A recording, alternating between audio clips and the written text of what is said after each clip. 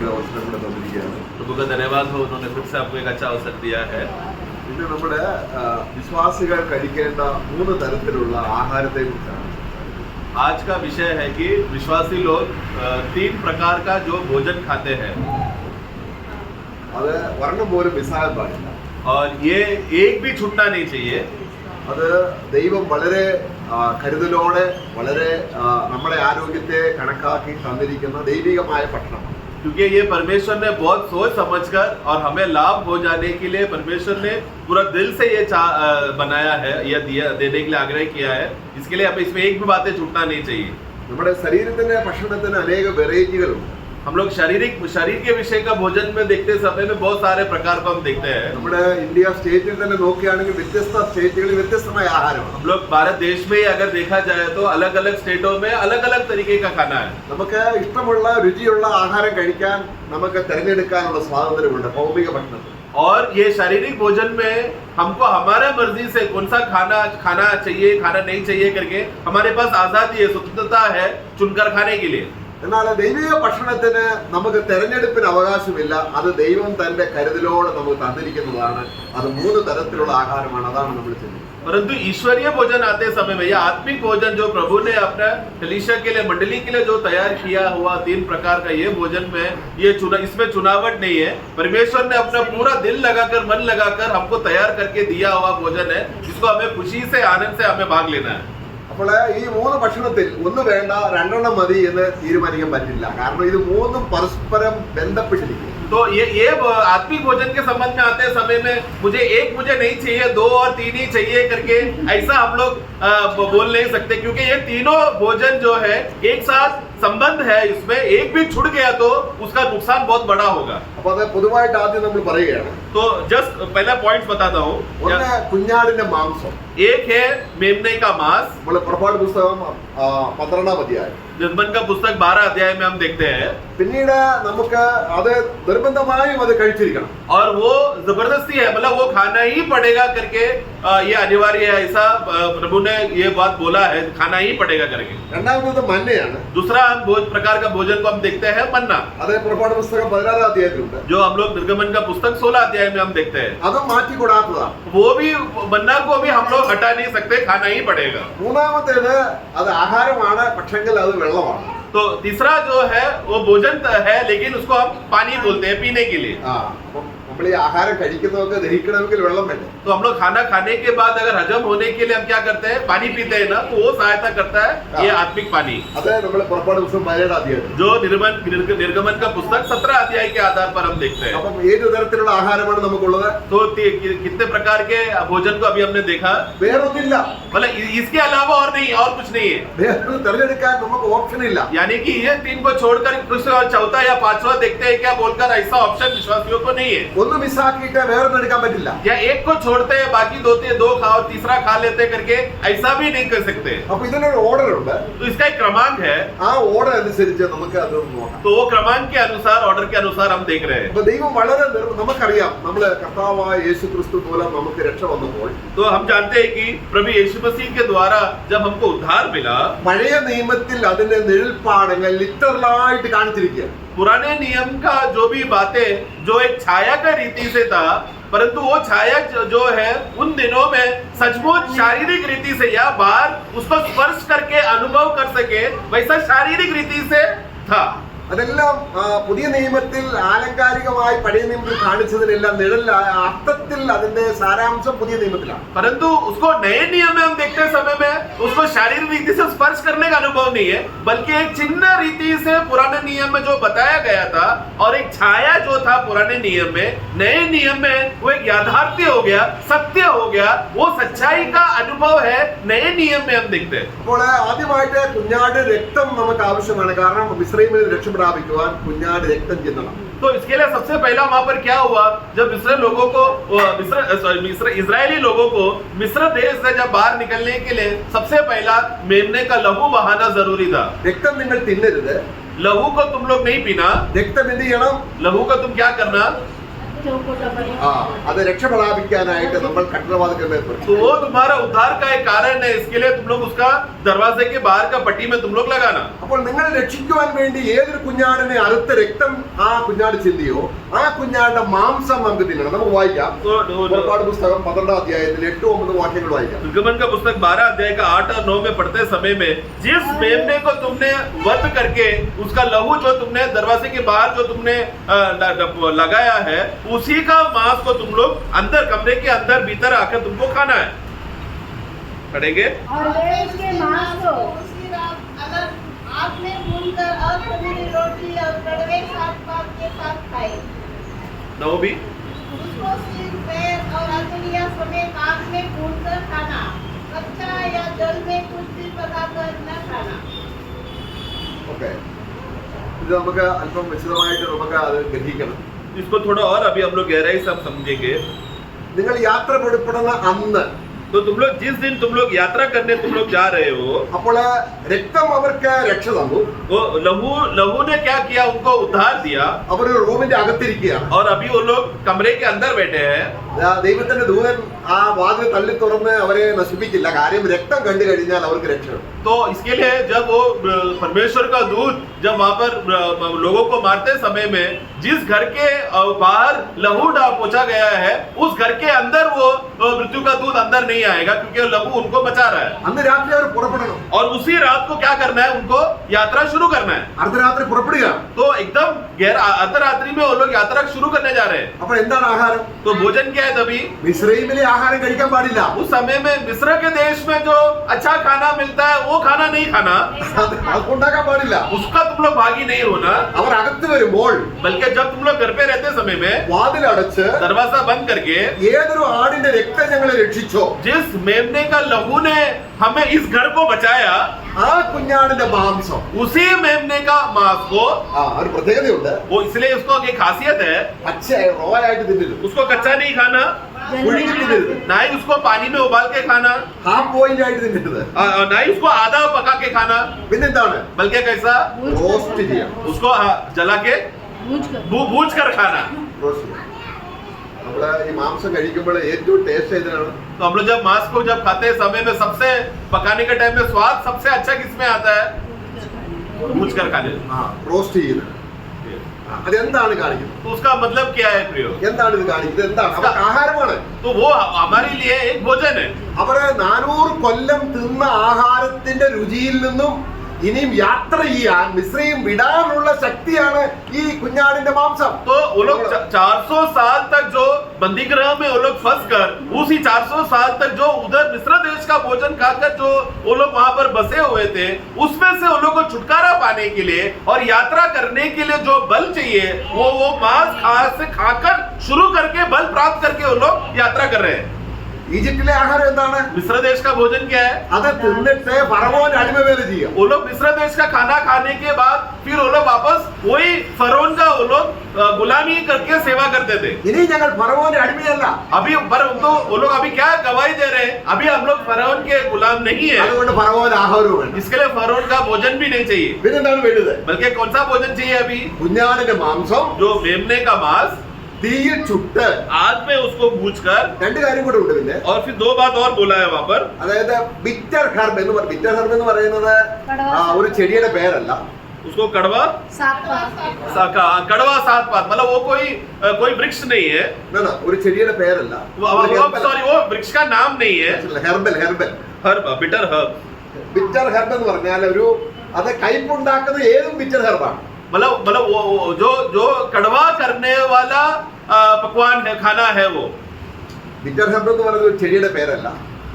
तो वो एक कड़वा एक कोई पेड़ का नाम नहीं है वो, പിന്നെ എന്താണ്? बल्कि കയ്പുളവാക്കുന്ന ഏതെങ്കിലും ചെടി ഉണ്ടായിരിക്കും. मतलब वो वहाँ पर प्रभु ये आज्ञा दे रहा है कि तुम्हारे वहाँ पर जो भी कड़वा स्वाद देने वाला जो पौधा है उसको तुम लोग उस मांस के साथ खाना. वो कोई भी प्रकार का कड़वा पौधा हो सकता है. എന്താണ് ഇതിന്റെ അർത്ഥം? उसका मतलब क्या है? എന്താണ് ഇതിന്റെ അർത്ഥം? उसका मतलब क्या है? തന്നെയല്ല, उतना ही नहीं, അത് അൺലീവൻ ബ്രെഡ്. और उसके साथ अखमीरी रोटी के साथ खाना. അപ്പൊ 3 കാര്യമുണ്ട്. 3 बातें हैं. അവര് ഒന്ന് കുഞ്ഞാടിന്റെ മാംസം, एक है मेमने का मांस, രണ്ട് ബിറ്റർ ഹെർബ്, दूसरा है एक कड़वा पौधा उसके साथ खान पान होना चाहिए, മറ്റൊന്നെന്താണ്? और तीसरा है अखमीरी रोटी। ആ, ഈ മൂന്ന് കാര്യം.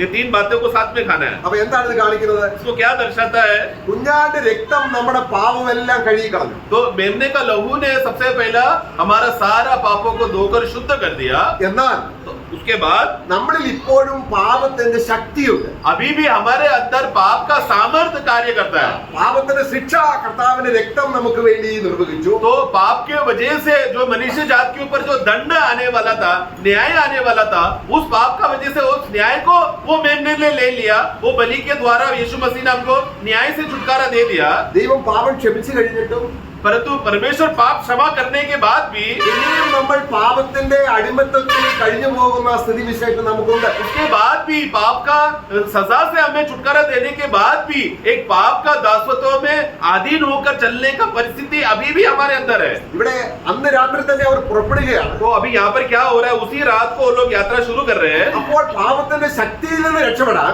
तो इसके लिए पाप का सामर्थ्य से बचने के लिए എന്താണ് നമുക്ക് ആവശ്യം? उधर क्या जरूरत है?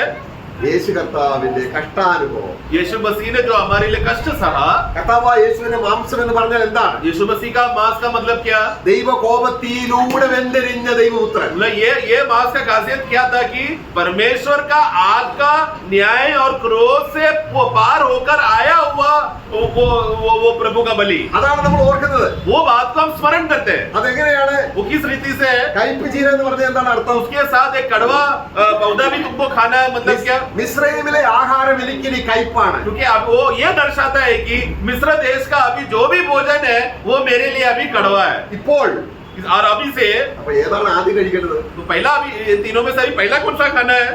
മാംസം കഴിക്കണോ? എന്താ കഴിക്കരുത്? पहला क्या खाना है? पहला मेरी रोटी खाना है क्या, कड़वा पौधा खाना है या मांस खाना है? അതിന്റെ ഓർഡർ നോക്ക്. उधर देखो क्रमांक कैसा लिखा है 8 में। ആ, നമ്മൾ മാംസമാണ് കഴിക്കുന്നത്. हम लोग पहला मांस खाते हैं, അതിന് രുചിയുണ്ട്. उसको एक स्वाद है, എന്നാൽ तो भी മിസ്രൈമിലെ ആഹാരത്തിൽ രുചിയില്ല എന്ന് കാണിക്കാനാണ് കയ്പ് കഴിക്കുന്നത്. परंतु मिस्र देश का भोजन में कोई भी स्वाद नहीं है, बेस्वाद है करके उसका चिन्ह के लिए तुमको क्या साबित करके खाना है? वो कड़वा पौधा खाना है। ഇപ്പോൾ യേശു എനിക്ക് ആരാണ്? जिसके वजह से अभी यीशु मसीह मेरे लिए क्या बन गया? സാക്ഷാൽ എന്റെ അപ്പമാണ്, ആഹാരമാണ്. वही मेरा असली मांस है, वही मेरा भोजन है। ഇതാണ് നമ്മൾ കർത്തൃമേശയിൽ ഓർക്കുന്നത്. यही बात तो हम लोग प्रभु मेज में याद करते हैं ना। അപ്പോൾ ജനം കഴിക്കേണ്ട ആഹാരം ഏതാണ്? तो लोगों को या विश्वासियों को खाने का भोजन क्या है? ये मांस। അവന്റെ മാംസം നമ്മൾ തിന്നുക എന്ന് പറഞ്ഞ അർത്ഥം എന്താണ്? तो ये मेमने का मांस को खाना मतलब क्या? हमारे लिए खाना मतलब क्या? क्योंकि पुराने नियम में जो भी था शारीरिक रीति से बाहर से करना पड़ता था। हम लोग कैसा समझते इसे? പിന്നെ നമ്മൾ ആ ആട്ടുകുട്ടിയുടെ और फिर वहां पर मेमने का അത് ഫയറിൽ കൂടെ പോകണം. അതിന്റെ ഹെഡ് അതിന്റെ തല തീയിൽ കൂടെ പോകണം. उसका सिर को आग से जलाना, അതിന്റെ കൈയും കാലുകളും हाथ और पैरों को भी, ആൻഡ് ഇൻവേഡ് പാർട്സ് और अंदर के अतड़िया। നോക്കണം. നമ്മ കർത്താവായ യേശുവിന് तो प्रभु यीशु मसीह को ആത്മാവിലും आत्मा में, അവന്റെ ആത്മാവില്, यीशु का आत्मा, അവന്റെ ദേഹിയില്, यीशु का प्राण അവന്റെ ശരീരത്തില് और यीशु का शरीर भी, देह भी നമുക്ക് വേണ്ടി കഷ്ടം അനുഭവിച്ചതിന്റെ ഓർമ്മയാണ് നമ്മൾ വാസ്തവത്തിൽ ആഹാരമായിട്ട് തീരുന്നത്. हमारे हम लोग जब वो यीशु मसीह का आत्मा, प्राण और देह हमारे लिए वजह से उनको कष्ट सहकर उस पार होकर परमेश्वर का न्याय से पार होकर आया करके ये याद करने को कहते हैं यीशु को खाना। നമ്മളിത് നല്ലതുപോലെ കരുതുകയും ചിന്തിക്കുകയും ധ്യാനിക്കുകയും ചെയ്താൽ इस विषय को अगर हम लोग सचमुच ध्यान से इस विषय में मनन करके और इस विषय को गंभीरता समझकर अपनाएंगे तो പാപം നമ്മുടെ മേൽ കർത്തൃത്വം നടത്തുകയില്ല. तो फिर पाप कभी भी हमारे ऊपर हुकूमत नहीं करेगा। നമ്മൾ 1 പത്രോസ് അതിന്റെ 4-ാം അധ്യായം 1-ാം വാക്യം വായിച്ചേ. पहला पत्रोस 4:1 में हम पढ़ते हैं। അവിടെ ആദ്യം തന്നെ 3:18 പറയുകയാണ്, पहला वहां पर 3:18 में ऐसा कहता है, നീതികെട്ട നമ്മളെ നീതിമാനായ ദൈവത്തോട് അടുപ്പിക്കേണ്ടതിന് കർത്താവായ യേശു ക്രിസ്തു പാപം നിമിത്തം ഒരിക്കൽ കഷ്ടം അനുഭവിച്ചു. पढ़ना। इसलिए कि मसीह ने भी अर्थात अधर्मियों के लिए हाँ। धर्मी ने पापों के कारण एक बार उठाया हाँ। ताकि हमें परमेश्वर के पास पहुंचाए। ഓക്കെ हाँ, ഓക്കെ. देखो, हाँ ഇനി നമ്മൾ 4-ാം അധ്യായത്തിൽ അത് നമ്മൾ ഈ അധ്യായം തിരിച്ചത് പിന്നീടാണ്.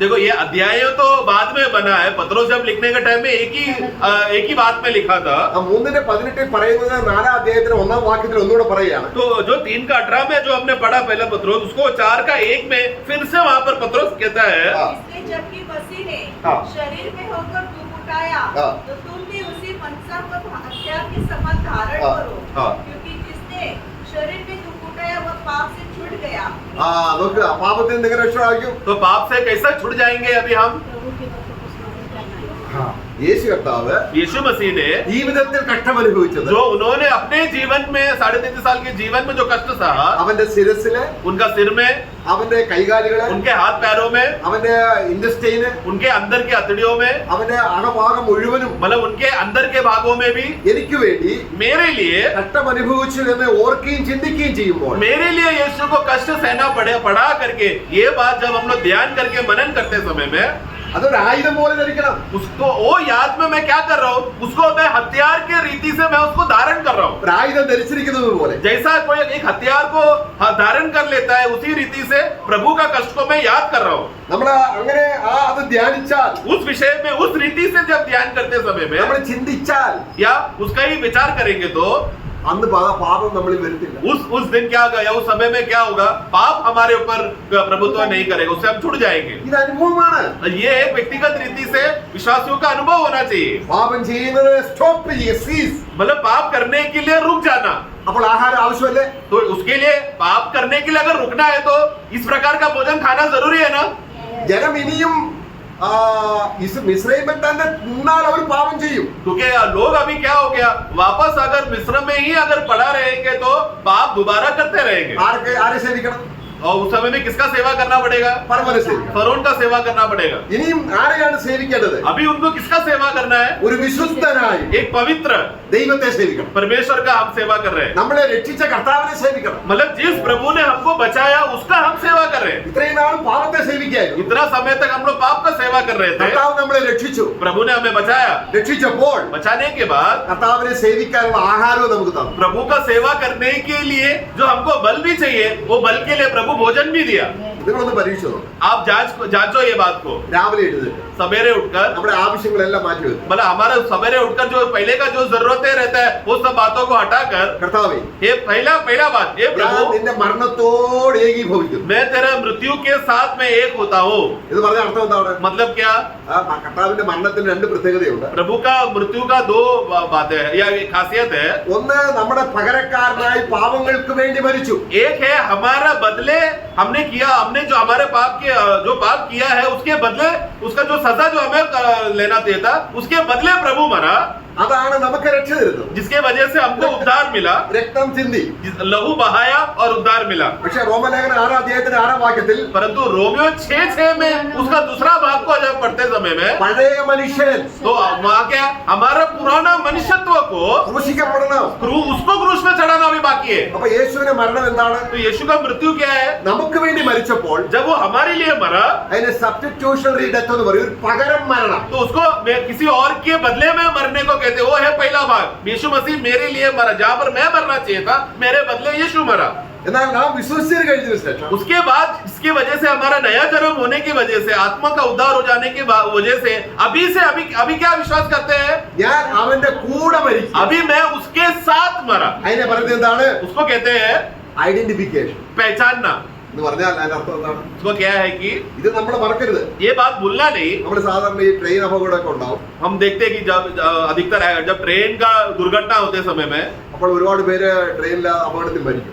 और दुर्घटना की वजह से ट्रेन में जितने भी थे लगभग सब लोग मर जाते हैं। അപ്പോൾ വീട്ടുകാർക്ക് ആ മരിച്ച ആൾക്കാരുടെ സ്വന്തപ്പെട്ടവർ, അപ്പനാണെങ്കിലും അമ്മയാണെങ്കിലും ഭാര്യയാണെങ്കിലും ആർക്കെങ്കിലും വന്ന് ഈ മരിച്ച ശരീരം ഏതാണെന്ന് ഐഡന്റിഫൈ ചെയ്യാനുള്ള സാവകാശം കൊടുക്കും ഗവൺമെന്റ്. तो जब ट्रेन ऐसा दुर्घटना होकर, एक्सीडेंट होकर ट्रेन ट्रैक में दुर्घटना हो जाने के बाद, जब वो जो मरे हुए जो शवों को वो लोग हॉस्पिटल में लेकर जाकर, सरकार तभी क्या बोलता है कि ये ट्रेन में ऐसा लोगों का मृत्यु हुआ है, उनका शव ये हॉस्पिटल मॉर्चरी में है, इसलिए जो इनके घर वाले हैं तुम लोग को पहला आना पड़ेगा और ये शव असली में तुम्हारा ही घर का कोई है क्या नहीं करके तुमको पहला पहचान के बताना पड़ेगा, कंफर्म करो कि ये वही है। പക്ഷെ അത് ആരാണെന്ന് കാണാൻ കഴിയാതെ വണ്ണം വികൃതമാണ്. परंतु कभी कभी हम देखते क्या है कि उसका चेहरा पूरा एक्सीडेंट में दब जाने की वजह से लोग पहचान नहीं पाते। പക്ഷേ तो भी അവരുടെ വീട്ടുകാർക്ക് അത് തിരിച്ചറിയാൻ കഴിയും. घर वाले जो रहते हैं उनको मालूम पड़ जाए, घर वाले जल्दी से पहचान पाएंगे, भले ही शरीर चेहरा खराब हुआ रहेगा तो भी हाँ। घर वाले पहचान पाते हैं। ഇതുപോലെ उसी रीति से നമുക്കൊരു അവസരം കിട്ടുകയാണ്. हमको एक अवसर दे रहा है നമ്മൾ ക്രിസ്തുവിനോട് മരിച്ചപ്പോൾ जब हम मसीह के साथ मर गए നമ്മൾ നോക്കുകയാണ് तभी हम देख रहे हैं എവിടെ ക്രൂശിൽ क्रूस की ओर ആ കിടക്കുന്നത് എന്താണ്? वो जो क्रूस पे लेटा है वो कौन है? എന്റെ മരിച്ച ശരീരം. मेरा पाप का के द्वारा जो मेरा ये पाप में शरीर है वो वहां पर मर चुका है. നമ്മൾ കാണുകയാണ്. ये बात को हम देख रहे पहचान रहे कि वो मेरा पाप में शरीर है. ഇതിനെയാണ് ഐഡന്റിഫൈ ചെയ്യുക എന്ന് പറയുന്നത്. उसी को कहते हैं पहचानना. അങ്ങനെ ഐഡന്റിഫൈ ചെയ്താൽ എന്ത് ചെയ്യണം? ऐसा पहचान लिया तो फिर क्या?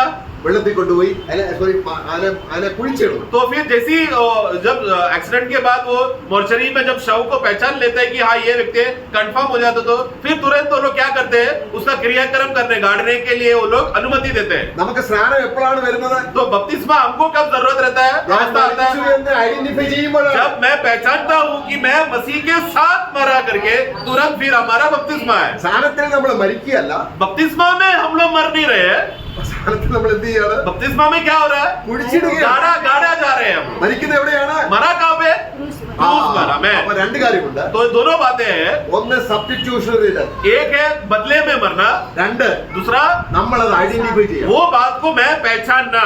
ഇത് വിശ്വാസത്താൽ ഇത് ചെയ്തു കഴിഞ്ഞാൽ और ये जब विश्वास पे जब हम इसको मानते चलते हैं പാപം ഇനി നമ്മളിൽ കർത്തവ്യം ചെയ്യില്ല. तब पाप से हम छूट जाएंगे. അറിയത്തല്ലോ. नहीं. അപ്പോൾ അവര് എന്ത് ചെയ്യണം? നമ്മൾ എന്ത് ചെയ്യണം? तो अभी इसके लिए क्या करना था? ഹൈപ്പ് ചെയ്യോ? उसके साथ वो कड़वा जो पत्ता है या पौधा है उसको खाना है.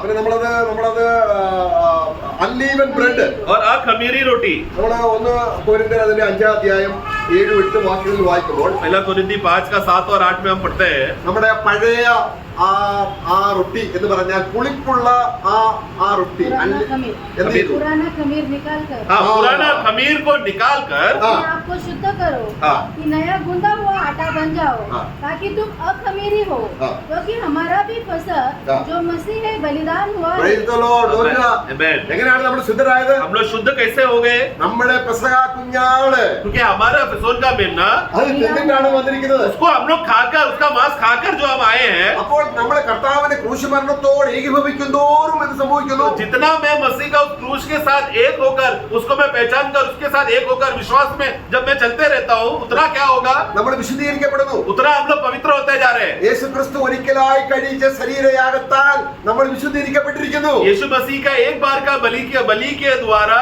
वो हम लोग सर्वदा के लिए हम लोग पवित्र किए गए हैं. അപ്പോൾ ഇനി നമ്മൾ എന്താണ്? इसके लिए अभी क्या?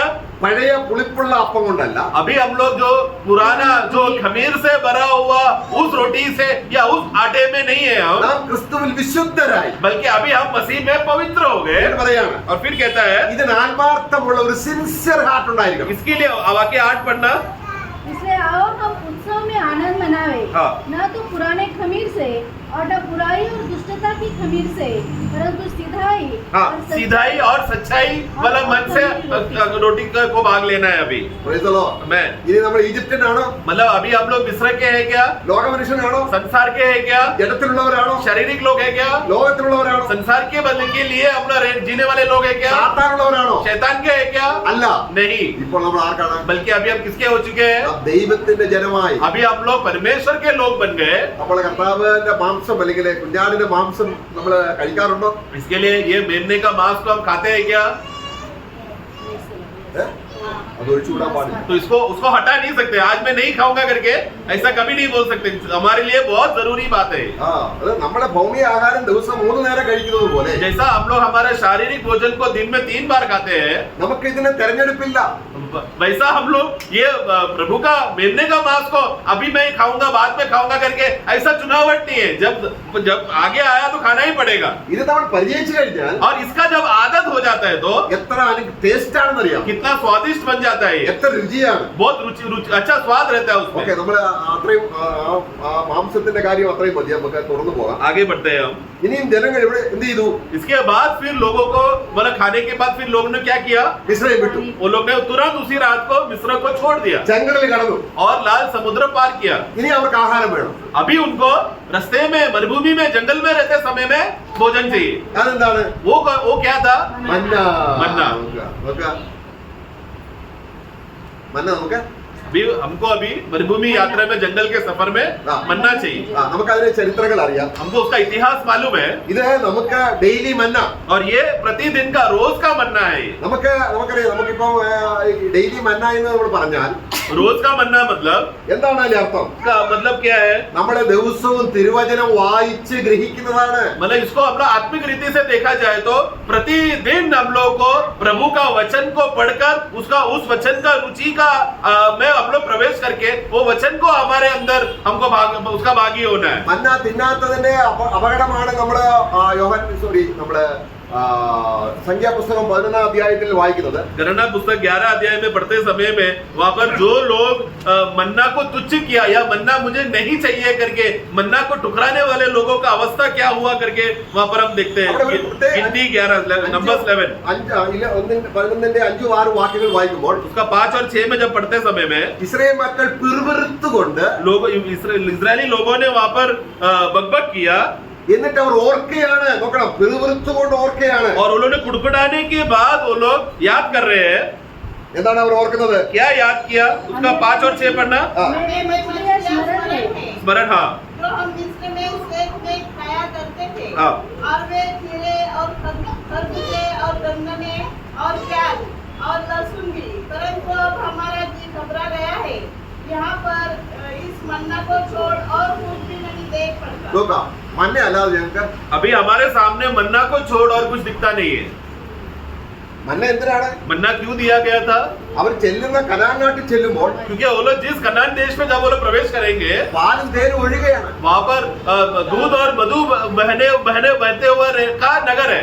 ആ രുചിയാണ് മന്നയ്ക്കുള്ളത്. तो उसका एक छोटा सा रुचि है, स्वाद है ये मन्ना में। ഇപ്പൊ അവർ പറയുകയാണ്, परंतु अभी लोग कह रहे हैं ഞങ്ങളുടെ ഹൃദയം ക്ഷീണിച്ചു, हमारा हृदय थक गया, ഞങ്ങളുടെ സോള് ടയർഡ്. मतलब हमारा जो सोल जो है मुरझाया हुआ सूख गया ये मन्ना को देखकर।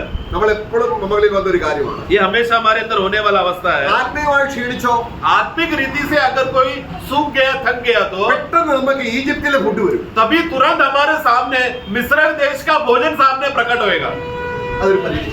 ये एक परीक्षा है प्रियो। പണ്ട് നമ്മൾ കണ്ട സിനിമ, हम बहुत समय पहले हमने जो सिनेमा देखा था, സീരിയല്, जो सीरियल देखे थे, ഇങ്ങനെയൊക്കെയുള്ള കാര്യങ്ങൾക്ക് വേണ്ടി ഹൃദയം തുടിക്കും. ये सब बातों को वापस दोबारा देखने के लिए हमारा हृदय उमड़ेगा। എന്തിനാണ്? क्यों? ഇച്ചിരി സന്തോഷത്തിന്. मतलब उस पल भर के लिए मिलने वाला छोटा सा आनंद, खुशी के लिए। ക്ഷീണിച്ച ഹൃദയത്തിന് കൊടുക്കുന്നത് എന്താണ്? और उस समय में हमारा मन जो ऑलरेडी थक गया है, सूख गया है, उसको हम लोग क्या कौन सा भोजन दे रहे हैं? ക്ഷീണിച്ച ഇസ്രായേൽ മക്കൾ എന്തിനു വേണ്ടി നിലവിളിക്കുന്നത്? इजरायली लोग जो सूख गए, मुरझाए हुए, मन्ना को देखकर एकदम ठंडे हो गए, वो लोग अभी कौन सा भोजन के लिए आग्रह कर रहे हैं? मिस्री भोजन। मिस्र देश का। ആ, നമ്മുടെ രഹസ്യ ജീവിതം എങ്ങനെയുണ്ട്? हमारा रहस्य जीवन कैसा है प्रियो? നമ്മൾ എന്തിനാണ് സന്തോഷിക്കുന്നത്? हम लोग किस बातों में हम लोग आनंद करते हैं? അത് അടയാളം എന്താണ്? उसका चिन्ह क्या है? നിന്റെ ഹൃദയം ക്ഷീണിച്ചിരിക്കുകയാണ്. तुम्हारा हृदय सूख गया है, थक गया है। ഈ അപ്പം അല്ലെങ്കിൽ ഈ മന്ന എന്ത്? अब ये मन्ना क्या? അവരെ ഓർക്കുകയാണ്. और फिर वो लोग मिस्र देश का भोजन को याद कर रहे हैं, स्मरण कर रहे हैं। എന്താണ് അവർ वो लोग ഓർക്കേണ്ടത്? मरुभूमि में रुककर स्मरण कर रहे हैं मिस्र के पुराने दिनों को। ഈ ജനം എന്താണ് ഓർക്കേണ്ടത്? ये लोग क्या सोचना चाहिए? അവർ ഓർക്കേണ്ടത് എന്താണ്? वो लोग क्या ध्यान करना चाहिए था, क्या मनन करना चाहिए था? 400 കൊല്ലം ഞങ്ങൾ ഫറവോന്റെ അടിമയായിരുന്നു. 400 साल तक हम लोग मिस्र देश में फारून के अधीन में पीड़ित होकर हम लोग वहां पर बंधन में थे। അതവർ ഓർക്കുന്നില്ല. वो बातें वो लोग याद नहीं कर रहे। ഞങ്ങളുടെ പൂർവ്വപിതാക്കന്മാര് അല്ലെങ്കിൽ ആരംഭത്തിൽ കുഞ്ഞുങ്ങളെ എല്ലാം ആ നൈൽ നദിയിൽ ഇട്ട് കളഞ്ഞതാണ് ഈ ഫറവോ രാജാവ്. ये वो फरोन राजा है जिसने हमारे पूर्वजों का और हमारे दादाओं का बच्चों को वो लोग ने नाइल नदी में डालकर हमारा वंश को इसने खत्म किया था ये राजा ने। ഞങ്ങളെ ഫറവോന് വേണ്ടി ഇഷ്ടിക ഉണ്ടാക്കാൻ और അവിടുത്തെ മേലധികാരികൾ ചാട്ടവാറുകൊണ്ട് ഞങ്ങളുടെ പുറം അടിച്ച് തകർത്തത് അവർ ഓർക്കുന്നില്ല. और ये मिस्र इस फरोन का ये राजा के लिए हम लोग ईंट बनाते थे। ये ईंट बनाने के लिए वो अधिकारी लोग आकर हमारे पीठ में मार मार कर हमारे पीठ को तो उसका मतलब लहू बहता गिर जाते थे, मर जाते थे।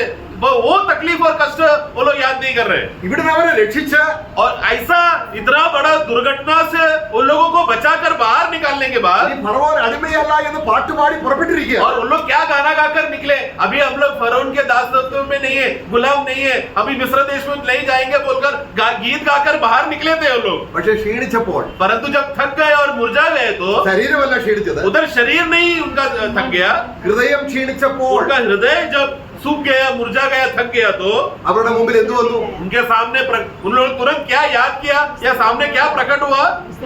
ആ, मिस्र देश का भोजन। ഇത് നമുക്ക് ഭയങ്കര പരാജയം ഉണ്ടാക്കും അവിടെ ചെല്ലുമ്പോൾ. ये हमको वहां पर जब प्रभु का राज्य में पहुंचाएगा, पहुंचने के बाद बहुत नुकसान देने वाला, हानि देने वाला बात होगा। तभी അങ്ങനെ ആയാൽ നമുക്ക് വചനം മനസ്സിലാകില്ല, ऐसे समय में हमको वचन समझ में नहीं आएगा, വചനത്തിന് ടേസ്റ്റ് കിട്ടുന്നില്ല. वचन का स्वाद नहीं मिलेगा। നാം ആർക്കാണ്ടോ വേണ്ടി കേൾക്കുന്നു, വരുന്നു, പോന്നു. हम लोग तो बस आ रहे हैं, नाम के लिए आना पड़ रहा है मीटिंग में, इसलिए आएंगे और आगे वचन सुन के एक कान से सुनकर दूसरा कान से निकालकर फिर घर जा रहे हैं। അവിടെ മോശയും मूसा ने അഹരോനും ചെന്ന് പറയുകയാണ്. अरोन ने कहा, അവിടെ എന്താണ് പ്രസംഗിക്കുന്നത്? उन्होंने क्या प्रचार किया? ഒരു ശബ്ദ വർത്തമാനം. एक खुशखबरी, നിങ്ങൾക്ക് സ്വന്തമായിട്ട് വീടില്ല, तुम लोग को एक समय में खुद का घर नहीं था, ഇതാ ദൈവം നിങ്ങൾക്ക് ഒരു വീട് തരാൻ പോവുകയാണ്. परंतु परमेश्वर तुमको एक भवन देने जा रहा है। നിങ്ങൾ സ്വന്തമായിട്ട് മുന്തിരിത്തോട്ടമില്ല, तुम लोग के पास खुद का दाग का बगीचा नहीं था, ഒലിവുതോട്ടമില്ല, ओलिव का बगीचा नहीं था, കിണറില്ല, कुएं नहीं थे, നിങ്ങൾക്ക് ഇതെല്ലാം സ്വന്തമായിട്ട് തരാൻ പോവുകയാണ്. परंतु अभी परमेश्वर जो जिस नगर में तुम लोग जाओगे, ये सब तुमको परमेश्वर वहां पर तैयार करके रखा है। ഇതൊന്നും അവർ ഓർക്കുന്നില്ല. ये सब बातें वो लोग याद नहीं कर रहे। നമുക്ക് എന്തുണ്ട്? हमारे पास क्या क्या है? ക്രിസ്തു ഇരിക്കുന്നിടമായ मसीह जहां पर बैठा है वहां पर का, സാത്താൻ എന്ത് ചിന്തിപ്പിക്കും? परंतु वहां का स्वर्गीय बातों का सब बातें हमें हमारा है, लेकिन शैतान हमें क्या याद दिलाएगा? പഴയ പാപങ്ങൾ ഓർമ്മിപ്പിക്കും. पुराना पापों को हमें याद दिलाएगा। നമ്മൾ പിന്നെയും മിസ്രൈമിലേക്ക് പോകും. और फिर वापस हम लोग फिर कहां चले जाएंगे? उस बातों को याद कर कर मिस्र में चले जाएंगे। ഈ അനുഭവത്തിലൂടെ പോകാത്ത ആരെങ്കിലും ഉണ്ടോ? ऐसा अनुभव से ना गया हुआ कोई विश्वासी है क्या? കർത്താവ് പിന്നെയും നമ്മളെ അവരെ तो भी प्रभु क्या किया? दया से वापस उनको आगे बढ़ाने के लिए प्रभु चाहा। അപ്പോൾ നമ്മള് നെഹമ്യാവ് പറയുകയാണ്, नेहम्या कहता है, പകൽ മേഘസ്തംഭം, आप जब लोगों को चलाते समय में दिन में तू मेघ स्तंभ बनकर, രാത്രി അഗ്നിസ്തംഭം. रात को तू अग्नि स्तंभ बनकर, അവർക്ക് നല്ല ആത്മാവിനെ കൊടുത്തു, उनको प्रभु ने उनको एक अच्छा आत्मा दिया, അവർക്ക് മന്ന കൊടുത്തു. उनको मन्ना दिया, എന്നിട്ടും ഈ ജനം तो भी ये लोगों ने മിസ്രൈമിലേക്ക് തിരികെ പോകാം, പഴയ ആഹാരത്തിലേക്ക് वो പോകാം. लोग कुड़कड़ाने लगा और वापस मिस्र में जाने का बात करने लगे। നമ്മളപ്പോ എന്താണ് ഈ മന്ന? तो इसलिए प्रियो, ये मन्ना क्या है? തിരുവചനമാണ്. प्रभु का वचन है। നമ്മൾ തിരുവചനം വായിക്കണം. हम पवित्र शास्त्र प्रभु का वचन को पढ़ना है। അപ്പോൾ നമുക്ക് രണ്ടാഹാരം നമ്മൾ ചിന്തിച്ചു. दो प्रकार का भोजन को अभी हमने देखा। എന്താണ്? पहला हमने देखा मेमने का मेमने का मांस। മാംസം തിന്നാതിരുന്നാൽ വചനം വായിച്ചാൽ മനസ്സിലാകുന്ന കാര്യം എന്താണ്? പാപം ഉണ്ടെങ്കിൽ വചനം മനസ്സിലാകത്തില്ല. जिस व्यक्ति ने, जिस विश्वासी ने जीवन में एक बार भी मेमने का मांस खाया नहीं है और बिना खाए अगर वो मन्ना खाने जाएगा तो उसका वचन समझ में नहीं आएगा। क्यों? क्योंकि मेमने का मांस ने उसको पाप से छुटकारा दिया है, परंतु पाप से छुटकारा मिला नहीं और फिर बाइबल पढ़ने जाएगा तो समझ में नहीं आएगा। നമ്മൾ ഒരാഴ്ച വിശുദ്ധി അൺലീവൻ ബ്രെഡ് കഴിക്കണം എന്ന് പറഞ്ഞാൽ അത് കുഞ്ഞാടിന്റെ മാംസം, ബിറ്റർ ഹെർബ്, പിന്നെന്താണ് അൺലീവൻ ബ്രെഡ്. ഇത് മൂന്നും പ്രധാനമായിട്ട് കഴിക്കണം. എങ്കിൽ മാത്രമേ മന്ന കഴിക്കുമ്പോൾ അത് तो मन्ना का अनुभव का आनंद या आशीष कब होगा? जब हम लोग वो मेमने का मांस, उसके साथ अखमीरी रोटी और वो कड़वा पत्ता या पौधा उसको खाने के बाद ही, तो खाने का खाया हुआ विश्वासी उसी को ही मन्ना का स्वाद या अच्छा अनुभव उसको मिलेगा, उसको फायदा होएगा। അപ്പൊ നമുക്കിത് സെപ്പറേറ്റ് ചെയ്യാൻ കഴിയത്തില്ല. तो ये बातों को हम अलग अलग नहीं कर सकते, इसको छोड़कर ये करेंगे करके ऐसा हम लोग अलग अलग नहीं कर सकते। മന്നായും കുഞ്ഞാടിന്റെ മാംസവും വേർതിരിക്കാൻ പറ്റില്ല, പരസ്പരം ബന്ധപ്പെട്ടിരിക്കുകയാണ്. तो इस रीति से जो मेमने का मांस और मन्ना में संबंध है, दोनों को अलग नहीं कर सकते। അപ്പൊ മന്ന കഴിക്കുന്നതിനെ കുറിച്ച് അധികം നമ്മൾ വിശദീകരിക്കുന്നില്ല. मन्ना खाने के विषय में आगे और नहीं बताना चाहता, आगे बढ़ता है। നമ്മുടെ ആരോഗ്യം, നമ്മളെ പോറ്റി പുലർത്താൻ കർത്താവ് തന്നിരിക്കുന്ന ആഹാരമാണ്. तो मन्ना वास्तव में क्या है? हमारे पालन पोषण करके हमें हष्ट पुष्ट तंदुरुस्त बनाने का जो भोजन है, जो प्रभु का वचन है, वो है मन्ना। സ്വർഗത്തിൽ ചെല്ലുമ്പോൾ വേണ്ടതുപോലെ ആസ്വദിക്കണമെങ്കിൽ अगर स्वर्ग में जाकर भरपूरिता से स्वर्ग को अनुभव करना है, तो आनंद और उल्लास में अनुभव करना है, तो ഇപ്പോൾ ഈ വചനത്തിന് आज ये वचन को, പാലിന്റെയും തേനിന്റെ അനുഭവം ഉണ്ട്. क्योंकि आज का ये वचन को स्वर्ग का जो स्वाद है, जो दूध और मधु का स्वाद, आज ये वचन में प्रभु ने हमको दिया है। ഈ വചനമാണ് സ്വർഗത്തിൽ നിക്ഷേപമായിരിക്കുന്നത്. और यही वचन है स्वर्ग का धन है। ഓക്കെ, ഇനിയും നമുക്ക് വചനത്തോടുള്ള ബന്ധത്തിൽ നിങ്ങൾക്ക് കൂടുതൽ കാര്യങ്ങൾ അറിയാം. वचन के विषय में तो आप लोग बहुत अच्छी तरह से जानते हैं। നമുക്ക് മൂന്നാമത്തെ ആഹാരം എന്താ നോക്കാം. तीसरा प्रकार का भोजन को हम देखेंगे। അത് ആഹാരം, അത് വെള്ളമാണ്. मतलब वो भोजन पानी है। അത് നമുക്ക് അതിനെക്കുറിച്ച് നമ്മൾ വായിക്കുമ്പോൾ उसके बारे में जब हम पढ़ते हैं, അടിക്കപ്പെട്ട പാറയിൽ നിന്നും പുറപ്പെടുന്ന വെള്ളം. ये पानी का खासियत क्या है? मारा हुआ चट्टान से निकला हुआ पानी है। അത് എന്താണ്? वो क्या है? ആ പാറയിൽ പുറപ്പെട്ട വെള്ളം എന്താണ്? वो चट्टान से मारा हुआ चट्टान से निकला हुआ पानी मतलब कौन क्या है? നമ്മൾ കഴിച്ച ആഹാരം हम लोग खाया हुआ भोजन ദഹിക്കണമെങ്കിൽ, हजम होना है तो, അത് എൻജോയ് ചെയ്യണമെങ്കിൽ, या वो हमारे लिए एक आस्वादन लाभदायक होना है तो, നമ്മുടെ ആ സാരാംശം നമുക്ക് ഉണ്ടാകണമെങ്കിൽ और उसका गुण हमको मिलना है तो പരിശുദ്ധാത്മ ഉണ്ടായി. पवित्र आत्मा रहना जरूरी है। ആത്മാവിനെ കൂടാതെ बिना आत्मा के, വചനം വായിച്ചാൽ അക്ഷരമായിട്ടേ വരികയുള്ളൂ. बिना आत्मा के मदद से अगर हम लोग वचन पढ़ेंगे तो हाँ। वचन केवल अक्षर रहेगा। അക്ഷരം കൊല്ലുന്നു. अक्षर क्या करता है? मारता है। ഇപ്പോൾ നമ്മളെ പലരും വേദോസ്തം വായിക്കുന്നുണ്ട്. हम तो नहीं तो वचन तो पढ़ते हैं। അപ്പൊ കർത്താവിന്റെ അടുക്കൽ സദൂക്യന് വന്നിട്ട് പറയുകയാണ്, सदुकी लोगों ने यीशु के पास आकर कहा, പുനരുദ്ധാനം ഇല്ല എന്നാണ് അവർ പറയുന്നത്. उन लोग का विश्वास क्या है कि पुनरुद्धार नहीं है। കർത്താവ് പുനരുദ്ധാനത്തെ കുറിച്ച് പറയുമ്പോൾ जब प्रभु वहां पर पुनरुद्धान के विषय में बोलते समय में അവരൊരു കഥയുമായിട്ട് വരിക. वो लोग एक कहानी लेकर आ रहा है। കർത്താവ് പറയുകയാണ്, प्रभु कहता है, സഹോദരന്മാരെ, हे मेरे प्रिय भाइयों, ഇവിടെ തിരുവഴുത്ത് മാത്രം വായിച്ചുകൊണ്ടാകുന്നില്ല. तुम लोग सिर्फ वचन को उधर इधर से पढ़ लिया बोलकर तुम लोग ज्ञानी हो काफी नहीं है। നിങ്ങൾ തെറ്റിപ്പോകും. तुम लोग गलत हो सकते हो, गलत हो जाओगे। ആത്മാവിന്റെ ശക്തിയോടെ വായിക്കണം. आत्मा के सामर्थ्य से तुमको वचन पढ़ना है। ആത്മാവിൽ വചനം പഠിച്ചാൽ जब आत्मा में वचन पढ़ोगे तो അവനിൽ പ്രാപിച്ച അഭിഷേകം उसमें मिला हुआ उसका जो अभिषेक, നമ്മൾ ഒരിക്കലും തെറ്റിപ്പോകും. वो हम कभी गलत नहीं होएंगे। എന്തുകൊണ്ടാണ് ഇന്ന് നൂറുകണക്കിന് ഉപദേശങ്ങൾ, ദുരുപദേശങ്ങൾ? आज क्यों है यहाँ पर हजारों हजारों प्रकार के उपदेश है जो बहुत ज्यादा दुरुपदेश बन चुका है?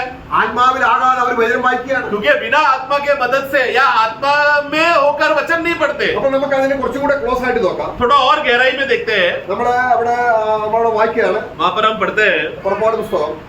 അവിടെ ഒരു കാര്യം കൂടെ അവിടെ നമ്മൾ ചിന്തിക്കുകയാണ്. एक और बात हम देखते हैं वहां पर, നമ്മള് കുഞ്ഞാടിനെ മാംസം കഴിക്കുന്നത് जब हम मेमने का मांस खाते समय में ഇറ്റേണൽ ലൈഫിന്റെ ആരംഭം നമ്മളിൽ കുറിക്കുകയാണ്. जैसे जब जिसने मेमने का मांस खाया वो उसके अंदर क्या हो गया?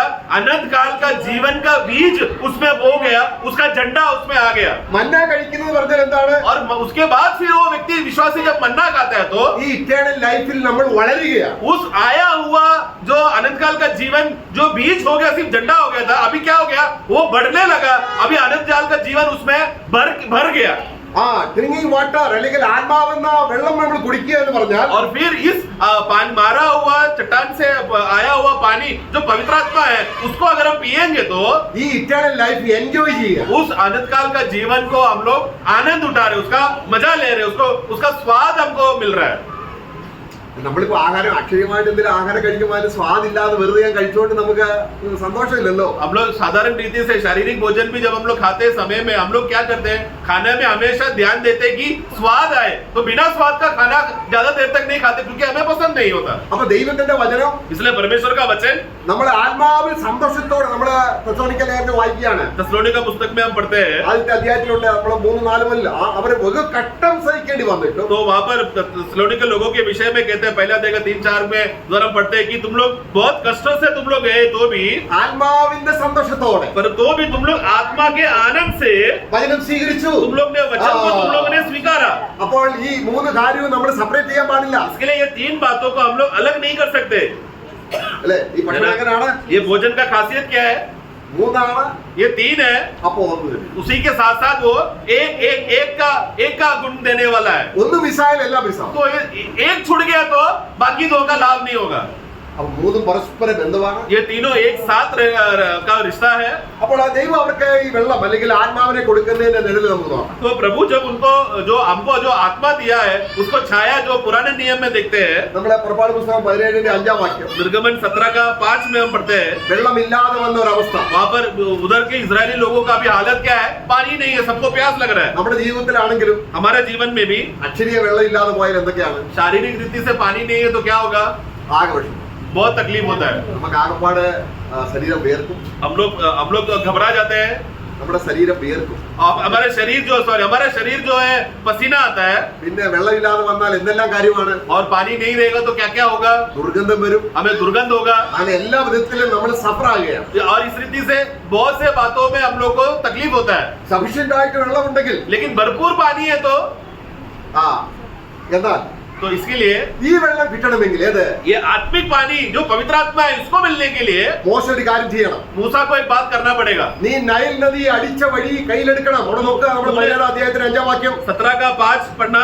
यहोवा ने मूसा से कहा, इस्राएल के वृद्ध लोगों में से कुछ को अपने साथ ले ले और जिस लाठी से तूने नील नदी पर मारा था उसे अपने हाथ में लेकर लोगों के आगे बढ़ चल. हाँ, പടോ, fix आगे ചെയ്തോ? आगे एक. देख, मैं तेरे आगे चलकर होरेब पहाड़ की एक चट्टान पर खड़ा रहूंगा और तू उस चट्टान पर मारना, तब उसमें से पानी निकलेगा. ഓക്കെ. ഇനി നമ്മൾ എന്ത് ചെയ്യേണ്ടത്? तो यहाँ पर अभी हम क्या देखते हैं? പാറയിൽ നിന്നും വെള്ളം പുറപ്പെടും. चट्टान से तो पानी तो आएगा, പക്ഷെ പാറയെ നീ അടിക്കണം. परंतु तुझे पहला क्या करना पड़ेगा? चट्टान को जाके मारना पड़ेगा. അതിനൊരു വടി നിന്റെ കയ്യിലുണ്ട്. इसलिए तेरे हाथ में काटी है. ആ വടിക്ക് ഒരു പ്രത്യേകതയുണ്ട്. ये काटी का एक खासियत है. ആ വടി എന്താണ്? ये काटी क्या था? നൈൽ നദിയിലെ വെള്ളം मतलब जो नाइल नदी का जो पानी അതിനെ രക്തമാക്കി തീർത്താണ്. उसको लहू बनाया वाला काटी है, वो काटी. എന്താ അർത്ഥം? मतलब क्या? നമ്മൾ നേരത്തെ മിസ്രൈൽ മക്കൾ തിന്നില്ലേ? मतलब पहले मिस्र देश के लोगों ने जो खाया, ഞങ്ങൾ അളവ് കൂടാതെ തിന്ന മീന്, मतलब इजरायली लोगों ने जब मिस्र देश में जो गणना पुस्तक 11 अध्याय में हमें भी जो पढ़े ना, हम लोग मुफ्त में जो मच्छियां खाया, എവിടുത്തെ മച്ചിയാണ്? वो कौन सा नदी का मच्छी था? നൈൽ നദിയിലെ. नाइल नदी का था. അതിന്റെ അരികിലാണ് और उसके किनारों में ഈ ഉള്ളിയും ചുറ്റുള്ളിയും വെള്ളരിക്കായും മത്തങ്ങയെല്ലാം വളരുന്നത്. और ये इस प्रकार का तरबूज और लहसुन और कांदा जो उस समय का जो भोजन है जो उधर बताया है, वो उसके किनारों में उगता था. അപ്പൊ നദിയിലെ വെള്ളം എന്തിനെ കാണിക്കുന്നു? नाइल नदी का जो पानी है उसको क्या दर्शाता है? ലോകത്തിന്റെ സന്തോഷത്തെ കാണിക്കുന്നു. संसार का आनंद को दर्शाता है. അവന്റെ കയ്യിൽ ഒരു വടിയുണ്ട്. इसलिए मूसा के हाथ में एक लाठी है. ആ വടി എന്ത് ചെയ്തു? उस लाठी लेकर उसने क्या किया? അതിനെ ന്യായം വിധിച്ചു. उस नाइल नदी को उसने न्याय किया. രക്തം എന്ന് പറഞ്ഞാൽ എന്താ अर्थം? लहू बहा मतलब क्या? ദൈവം ന്യായം വിധിച്ചു. परमेश्वर ने वहां पर न्याय किया. എന്നിട്ട് അതാ പിന്നെ നമ്മൾ പോയി കുടിക്കുന്നത് അല്ലേ? और उसी को हम लोग वापस जाकर हम लोग उठा के पीते हैं. ലോകത്തിന്റെ സന്തോഷം അനുഭവിക്കുന്നവർക്ക്, जिसने संसार का आनंद को अनुभव में चलने वाले विश्वासियों को, ആ വടി ലോകത്തെ ന്യായം വിധിച്ചു. അതാണ് പൗലോസ് പറയുന്നത്, ഞാൻ ലോകത്തിനും ലോകം എനിക്കും ക്രൂശിക്കപ്പെട്ടിരിക്കുന്നു. तो एक विश्वासी को यह बात समझना है कि परमेश्वर ने जैसे नाइल नदी को न्याय किया, प्रभु ने संसार को न्याय कर दिया है. इसलिए जैसे पौलुस ने गवाही दिया, अब मैं संसार के लिए और संसार मेरे लिए मर चुका है. കർത്താവ് പരിശുദ്ധാത്മാവിനെ കൊടുക്കുന്നതിനെ കുറിച്ച് യോഹന്നാന്റെ സുവിശേഷത്തിൽ നമ്മൾ വായിക്കുന്നത് 14-ാം അധ്യായത്തില്. യോഹന്നാൻ 14 में पवित्र आत्मा को देने के 16 अध्याय में നമ്മൾ ഇങ്ങനെ വായിക്കുന്നത്, इस रीति से हम पढ़ते हैं, അവന് ലോകത്തിന് ലഭിക്കത്തില്ല. उसको संसार उसको नहीं मिलेगा, പിന്നെ ആർക്ക് കിട്ടും? बल्कि किसको मिलेगा? നിങ്ങൾ കുഞ്ഞാടിന്റെ മാംസം തിന്നുന്നത് കൊണ്ടും क्योंकि तुम लोग मेमने का मांस को खाते हो മന്ന കഴിക്കുന്നത് കൊണ്ടും और मन्ना को खाते हो, അവൻ നിങ്ങളിൽ ഇരിക്കും, इसके लिए वो तुम में बसा रहेगा, നിങ്ങളിൽ വസിക്കും. तुम में बना रहेगा. ആർക്കെ കിട്ടുള്ളൂ? भले ही सिर्फ किसको मिलने वाला है? पवित्र आत्मा. ക്രിസ്തുവുമായിട്ട് ചേർന്ന് ജീവിക്കുന്നവർക്ക് ആത്മാവിനെ जो കിട്ടുള്ളൂ. मसीह के साथ जुड़ा रहकर मसीह के साथ बना रहता है, उनको मिलता है आत्मा. അപ്പോ ആ വടി കൊണ്ട് അടിച്ചപ്പോൾ इसलिए जब उस लाठी से जब उसने चट्टान को मारा, വെള്ളം ധാരാളമായി കിട്ടി. तब चट्टान से क्या हो गया? पानी भयंकर आया. അതെങ്ങനെയാണ്? और वो कैसा था? ക്രൂശിക്കപ്പെട്ടവനായ ക്രിസ്തുവിൽ നിന്നാണ് നമുക്ക് ആത്മാവിനെ ലഭിച്ചത്. तो हमको नए नियम में उसका अर्थ क्या है कि वो मारा हुआ चट्टान मतलब मसीह जो क्रूश में हुआ, उसमें जब वहां के द्वारा उनका वो न्याय के यीशु के ऊपर न्याय की वजह से क्या हो गया?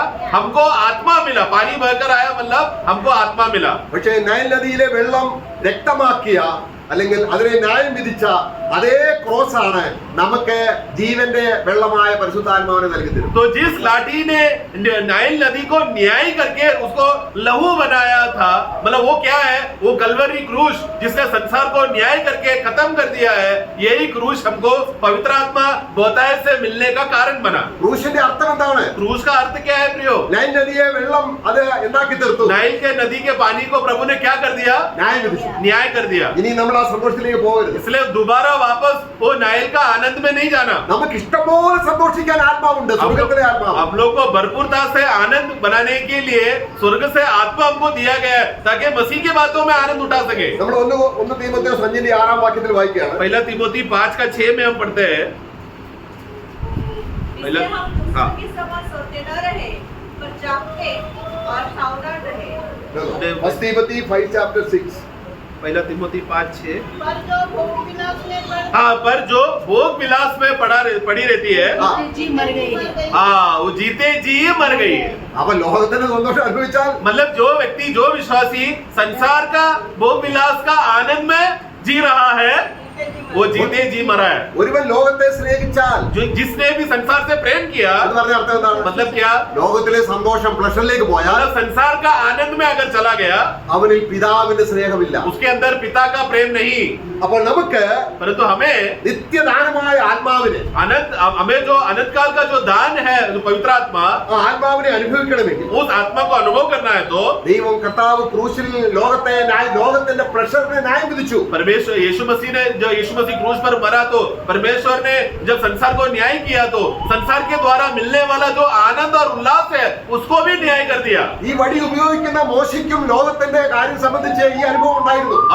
और ये मूसा जिसने ये लाठी को इस्तेमाल किया जो न्याय करने के लिए भी और पानी लाने के लिए भी, वो मूसा को उसको खुद को ये अनुभव था कि संसार को छोड़ना है करके. അവൻ ഫറവോന്റെ പുത്രയുടെ മകൻ എന്ന് വിളിക്കപ്പെടുന്നത് നിരസിച്ചു. वो हमने इब्रानी के पुस्तक 11 अध्याय में हम पढ़ते हैं कि वो वहां पर मिस्र देश में रहते समय में मैं फरोन का बहन का पुत्र हूं करके ऐसा पदवी पर उसमें आनंद करने नहीं गया. അവന്റെ ആ ഫറവോന്റെ കൊട്ടാരത്തിലെ പ്രഷർ, ടെമ്പററി പ്രഷർ അവൻ ഉപേക്ഷിച്ചു എന്നാ വായിക്കുന്നത്. उसमें मिस्र देश में मिलने वाला जो भोग विलास और जो आनंद और उल्लास जो मिलता है, हाँ. उसको उसने टुकरा कर പിന്നീട് എന്ത് ചെയ്തു? उसने क्या किया, ക്രിസ്തുവിന്റെ നിന്ന मसीह का निंदा को വലിയ ധനമെന്നെണ്ണി उसको प्रिय धन समझकर ज्यादा उत्तम उसको बात को, मसीह की बातों को दिया. അവനാണ് ആ വടി ഉപയോഗിക്കുന്നത്. तो ये और मूसा ने क्या किया, न्याय करने के लिए लाठी उठाया और पानी बहाने के लिए वो लाठी लिया. എന്നിട്ടും ഈ 10 അടയാളങ്ങൾ ചെയ്തിട്ടും ജനം അത് ഓർത്തില്ല. परंतु इस प्रकार का 10 प्रकार का चिन्ह वहां पर मिस्र देश में करने के बाद भी लोगों ने, इजरायली लोगों ने प्रभु को याद नहीं किया. പിന്നെ അവർ ഓർത്തത് എന്താണ്? बल्कि वो लोग ने क्या याद किया, മിസ്രൈം. मिस्र जो न्याय हो चुका है उसकी बातों को वो लोग ने याद किया. ആത്മാവിൽ നിറഞ്ഞു കഴിഞ്ഞാൽ इसलिए आत्मा में भर जाने के बाद അവൻ നമ്മളെ ലോകത്തിലേക്ക് വിടത്തില്ല. वो हमें वापस संसार में नहीं छोड़ेगा. അവന് അഥവാ തിരിഞ്ഞാൽ यदि कोई संसार की ओर मुड़ गया तो അവൻ ഹോളി സ്പിരിറ്റിന്റെ ഡിസിപ്ലിൻ, നല്ല മാനശിക്ഷ തന്ന് തിരികെ കൊണ്ടുവരും. वो क्या करेगा, पवित्र आत्मा के द्वारा हमको एक अच्छा ताड़ना देकर, हमें मतलब वो लाठी के द्वारा ताड़ना देकर हमें वापस सही रास्ते में लेकर आएगा. ഇവിടെ പാറയിൽ നിന്നും പുറപ്പെടുന്ന വെള്ളം, तो इधर जो उस चट्टान से आया हुआ पानी, അപ്പൊ നമ്മള് അത് ആത്മാവാണ്. वो पवित्र आत्मा है. അത് നമുക്ക് ഈ പാറ ക്രിസ്തുവാണെന്ന് നമ്മള് 1 Corinthians 10 अध्यायത്തിന്റെ 4 വാക്യത്തിലുണ്ട്. पहला कुरिन्थी 10:4 में हम लोग पढ़ते हैं कि वो चट्टान जो है मसीह है करके लिखा है ആ वहां पर. പാറയിൽ നിന്നും ആ പുറപ്പെട്ടു വന്ന വെള്ളം ആത്മാവാണ്. और उस चट्टान से मारा हुआ चट्टान से जो मसीह है उसमें बहकर आया वो पानी पवित्र आत्मा है. യോഹന്നാന്റെ സുവിശേഷം 7:34 കർത്താവ് പറയുകയാണ്, യോഹन्ना 7:34 में हम पढ़ते हैं, കർത്താവിൽ വിശ്വസിക്കുന്നവർക്ക് ലഭിക്കാനുള്ള ആത്മാവ്, वो ये जो प्रभु पर विश्वास करने वालों को मिलने वाला आत्मा है, उसके विषय में ये कहा करके प्रभु वहां पर कहता है, वचन कहता है. അപ്പോൾ നമ്മൾ കഴിക്കേണ്ട ആഹാരത്തെ കുറിച്ച് നമുക്ക് അറിയാം. ഇത് तो इसके लिए हमें जो खाना खाना चाहिए करके उस विषय में हम जाने अभी. ഇത് റെഗുലർ ആയിട്ട് ഈ രീതി പോയാൽ परंतु प्रतिदिन हमें यही क्रमांक में अगर जाएंगे तो സ്വർഗത്തിൽ ചെല്ലുമ്പോൾ നമ്മൾ ആരായി? स्वर्ग, ऐसा विश्वासी स्वर्ग में गया तो क्या पदवी रहेगा उसका. അവൻ നമ്മളെ വചനത്തോട് കൂടിയ ജനസാനത്താൽ, വചനത്താൽ, പിതാവേ നിന്റെ വചനത്താൽ അവരെ വിശുദ്ധീകരിക്കണമേ, ലോകത്തിൽ നിന്ന് വേർപെടുത്തണമേ, ഇങ്ങനെ നമ്മളെ സുന്ദരന്മാരായി, നല്ല അഴകുള്ളവരായി, ഭംഗിയുള്ളവരായി യേശുവിനെ പോലെ ഇരിക്കണമെങ്കിൽ നമ്മൾ ഈ 3 ആഹാരം കൃത്യമായിട്ട് കഴിച്ചിട്ടുണ്ട്. इसके लिए प्रभु ने हमको जैसा मंडली को कलीसिया को वचन से उसको धोकर शुद्ध कर जल स्नान करके उसको फिर बलवंत करके उसको तंदुरुस्त बनाया और फिर उसी वचन से हमें पवित्र करके हमें अलग किया। तो ये जो प्रतिदिन का भोजन है वो हमारे तंदुरुस्ती के लिए, हमें पवित्र जीवन जीने के लिए हमें सहायता करने वाला एक तगड़ा भोजन है जो प्रभु ने हमको दिया है, जो प्रतिदिन हमको सही क्रमांक में खाना है। അഥവാ ഹൃദയം ക്ഷീണിച്ചാൽ, यदि अगर आपका हृदय थक गया और सूख गया तो പെട്ടെന്ന് മിസ്രൈമിലെ ആഹാരം വരും. सामने तुरंत क्या आएगा? मिस्र देश का भोजन सामने आएगा, കയ്യിലിരിക്കല്ലേ? क्योंकि हाथ में है ना। ഇവിടെ വരെ. ഹൃദയം इसलिए प्रियो, कभी अपना हृदय को थकने ना देना, सूखने ना देना। എബ്രായ ലേഖനം 12:3 പറയുകയാണ്, इब्रानियों 12:3 में हम पढ़ते हैं, നിങ്ങളുടെ ഹൃദയം ക്ഷീണിച്ചു പോകാതിരിപ്പാൻ तुम्हारा हृदय थक ना जाए, പാപികളാൽ ഇങ്ങനെയുള്ള വിരോധം സഹിച്ചവനെ हमें पापियों के द्वारा इतना कष्ट सहा हुआ इस प्रभु को ധ്യാനിച്ചുകൊള്ളുവീൻ. तुम लोग ध्यान करो। മാംസം ചുട്ടു തിന്നുവീൻ. इसके लिए उस मांस को तुम लोग खाओ, കയ്പ് ചീരിയുടെ തിന്നുവീൻ. उसके साथ तुम लोग वो कड़वा पौधे के साथ खाना। ഓ, എത്രമാത്രം ശക്തിയാണ് പുറപ്പെട്ടു വരിക അല്ലേ? तुरंत क्या होगा? हमको सामर्थ मिलेगा, उस पाप का सामर्थ से बचने का सामर्थ मिलेगा। ഇങ്ങനെ സാത്താന്റെ ആഹാരം വെറുത്തൊരു ജനം. इसलिए हम लोग ऐसा प्रकार के लोग बन जाएंगे जो शैतान का भोजन को ठुकराते हैं। ഒരാളെ ലജ്ജിപ്പിക്കാൻ നമ്മൾ എന്ത് ചെയ്താൽ മതി? एक व्यक्ति को अगर हमको लज्जित करना है तो क्या करना पड़ेगा? ഒരാൾ എന്തെങ്കിലും ദാനമായിട്ട് തന്നാൽ, कोई व्यक्ति अगर दान देने के लिए हमारे पास आया, നീ പോടാ എനിക്ക് വേണ്ട. तू जा रहा है, मेरे को ये नहीं चाहिए। സാത്താൻ മറ്റേ ആഹാരം കൊണ്ടുവരികയാണ്. बोला शैतान क्या कर रहा है? दुनिया का भोजन लेकर दान जैसा बनाकर हमारे पास लेकर आ रहा है। പക്ഷെ ആത്മാവ് വചനം കൊണ്ടുവരുമ്പോൾ परंतु आत्मा जब हमको वचन से भरकर बल देगा तो നമ്മൾ ആരെയാണ് നിന്ദിക്കുന്നത്? हम लोग फिर हम लोग किसको ठुकराएंगे? ആത്മാവിനെ ദുഃഖിപ്പിക്കരുത്. इसलिए वचन कहता है कि तुम लोग आत्मा को शोकित ना करना।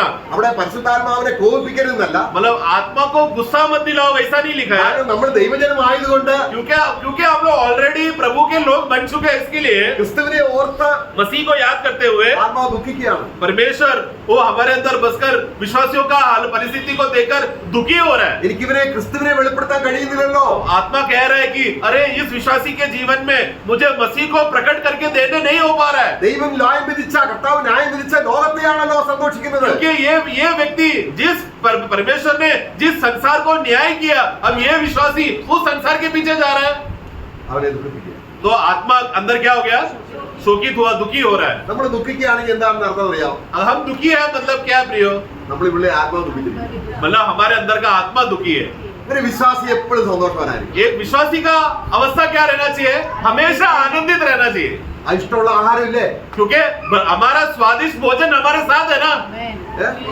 ഈ ആഹാരത്തിനോട് എന്ത് തുല്യമാകും? इस स्वादिष्ट भोजन जो प्रभु ने जो ये 3 प्रकार स्वादिष्ट भोजन जो हमारे लिए तैयार करके रखा है, इसका तुल्य क्या है? और അവൻ അവളെ, इसलिए प्रभु कलीसिया को നമ്മൾ എബ്രായ ലേഖനം 5:5 വായിക്കുമ്പോൾ इब्रानियों 5 का एफेसियों 5 में हम पढ़ते हैं, പോറ്റി പുലർത്തി എത്ര ചെയ്യുന്നത്? वो पालन पोषण करके वचन से पालन पोषण करके നമ്മളെ ശുദ്ധീകരിക്കുന്നു, हमें शुद्ध करता है നമ്മുടേതായിരിക്കുന്ന പഴയ സ്പോട്ടെല്ലാം और മാറ്റിക്കളയുന്നു, हमारे अंदर जो पुराना दाग और जूरिया जो आया था उसे धोकर हमें शुद्ध करके ഒളിവ് മാറ്റുന്നു. हमारे जूरिया हटाया അകത്ത് और अंदर വൃത്താന്ന ഭോജനം തന്ന് നമ്മളെ പരിപോഷിപ്പിക്കും. हमें तंदुरुस्त करके एकदम तगड़ा भोजन देकर तंदुरुस्त करता है। ഈ മൂന്നാഹാരം മനസ്സിലായിരിക്കും. ये 3 प्रकार का भोजन आप समझ गए करके मैं विश्वास करता हूँ। ഒന്ന് മാറ്റി വേറെടുക്കാനില്ല. ये हटाकर दूसरा लेते हैं या ये तीनों को हटाकर कोई और लेते हैं करके ऐसा ऑप्शन हमारे पास चॉइस नहीं है। നമുക്ക് ഈ ആഹാരം തരുന്ന കർത്താവ് പറയാണ്, प्रभु कहता है എന്റെ പിതാവ് ഈ ഭക്ഷണം തന്റെ ജനത്തിന് ആഹാരം കൊടുക്കാൻ എന്നെ മുദ്രയിട്ടിരിക്കുക. मेरा पिता मेरे लोगों को भोजन देने के लिए मुझे मुद्रा करके छाप करके रखा, मोहर करके रखा है। यूहन्ना 6 में हम पढ़ते हैं, ഞാൻ സ്വർഗത്തിൽ നിന്ന് ഇറങ്ങി വന്ന സാക്ഷാത് അപ്പം ഞാനാകും. वह स्वर्ग से आया हुआ असली रोटी मैं हूँ। എന്നെ തിന്നുന്നവന് വിശക്കില്ല, जो मुझे खाएगा वो कभी भूखा नहीं रहेगा ദാഹിക്കുകയുമില്ല. और जो मुझ पर विश्वास करेगा प्यासा नहीं होगा। കർത്താവിനെ തിന്ന് കർത്താവിനെ പോലാകും. और क्या होगा? जितना हम लोग ये प्रभु को खाते रहेंगे उतना प्रभु के समान हम लोग बनते जाएंगे। Praise the Lord. Praise the Lord. प्रभु सबको सहायता करे।